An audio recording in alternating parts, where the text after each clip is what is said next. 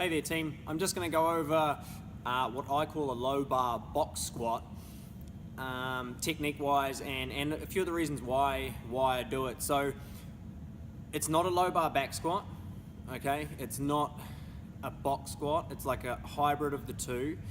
And the reason I use it is to help people build their back strength, and that is primarily for the deadlift, to help people deadlift better. So the movement's replicating a deadlift, but the bar isn't in our arms, okay? It is on the low bar position, so on the back of our shoulders, low down, sitting on the traps there. And all that does is it takes the shock absorbers, the arms out of it, and it puts the load directly on the back and on the spine, so your core and your back has to take all the load.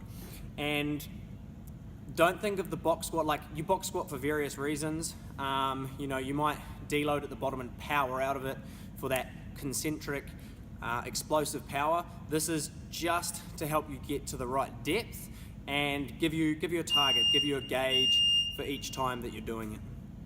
So watch in, and I'm going to go through the deadlift and the low bar box squat, and you're going to see the similarities and how they work.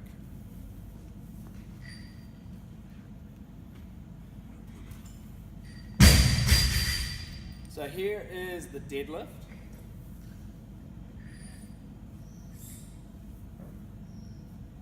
Okay, and here is the low bar box squat.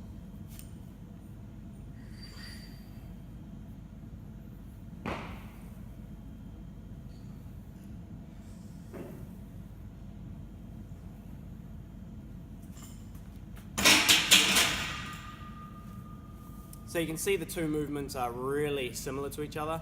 I've set the box up here at pretty much where my bum or the end of my hamstrings just start to touch the box for the deadlift. That's where I've set it up, and then I do my low bar box squat to the same height. I'm just kissing it. I'm not actually sitting down on the box. It's just to get my depth right. The main focus is obviously keeping the core tight once that load comes up onto the back. Now what we're going to do is show you that from the front, and I'll explain why it's also a little bit different to a regular box squat or low bar back squat. So you'll be able to see the foot position now. For a low bar back squat, generally you have quite a wide stance. The whole low bar, obviously it shortens the lever arm, but you try and activate a bit more of the posterior chain, glutes and hamstrings, and to really help with that, you normally go in a wider stance or a sumo stance. I don't want you to do that because we're working on our deadlift, which is a pull off the ground. I still want you in your deadlift stance. So have a look at this, and it should all make sense.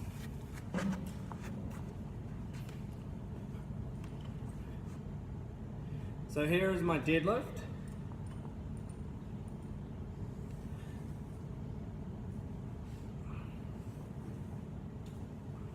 And the low bar box squat.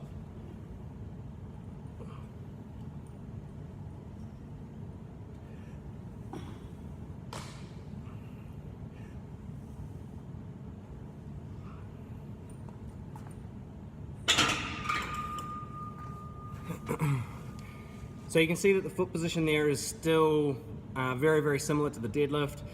All we're really doing is moving the bar from the hands onto the back of the body, and yeah, going through a squatting motion, but you've still got to think of it as a pull. It's still the posterior chain doing the pull as if you're pulling from the ground.